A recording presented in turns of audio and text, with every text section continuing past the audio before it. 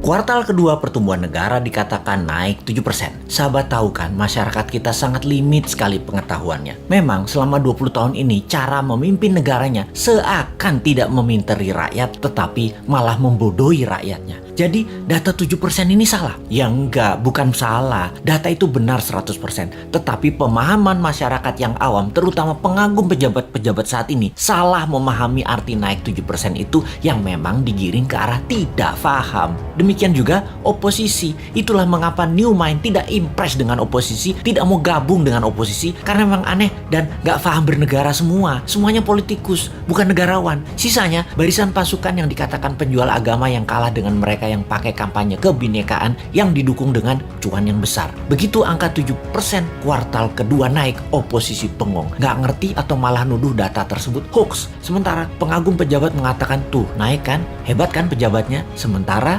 realita tetangga seputaran dan orang jauh sebelum PPKM sudah berat ekonominya. Sekarang lebih gak muter lagi, nambah sekarat, butuh oksigen. Kok gak ada yang naik? Begini melihatnya. Biar makin paham bahwa New Mind mencoba memberikan pemahaman cara cerdas bernegara. Naik 7% itu year on year. Paham? Nggak peduli. Kini kita ilustrasikan. Tahun lalu minusnya 1,9%. Tahun ini minusnya 1,7%. Naik dari minus 1,9% ke 1,7% itu naik sekian persen. Betul kan? Ya betul, naiknya begitu kira-kira. Bukan dari 1,9 minusnya total lompat plus 7%. Ya bukan begitu. Jadi data tidak salah. Cuman demi populerisme, kayak artis gitu deh, nggak boleh terlihat jelek, jadi diambillah mengemasnya dari sisi positif. Itu tidak salah. Yang salah adalah pemahaman banyak orang yang terus dipolitisasi. Mangkel deh 20 tahun ini nggak dewasa-dewasa juga bernegaranya. Lebih mangkel lagi, kenapa setiap masalah pejabat yang ditugaskan, dia lagi.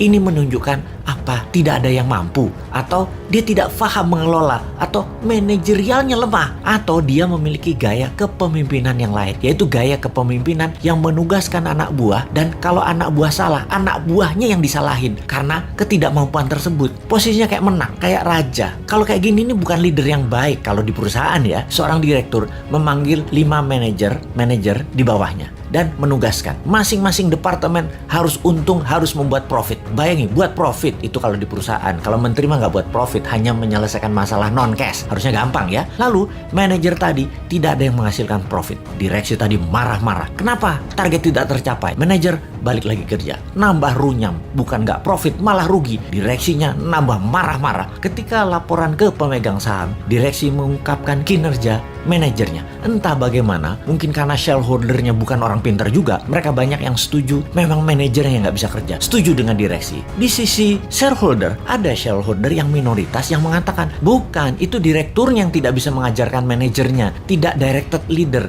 tidak berpengalaman bisnis multinasional, memang dia yang tidak mampu. Malah ribut sesama pemegang saham dan berusaha membeli saham milik minoritas dengan harga murah. Lalu diusahakan yang beli adalah investor asing, dan yang minat adalah investor dari Tiongkok yang memang mitra dagang perusahaan tadi. Sudahlah, itu hanya ilustrasi, capek kita balik ke pokok awal tadi. Lalu sektor mana yang naik? Sektor yang dipegang oligarki, yang memang hanya 3% mereka itu, tapi mengendalikan 70% ekonomi. Wis, ngerti ya ilustrasinya ya? Sudah, sana berantem lagi. New Mind mah nonton aja, abis kita dianggap wong bodoh, padahal bodoh beneran.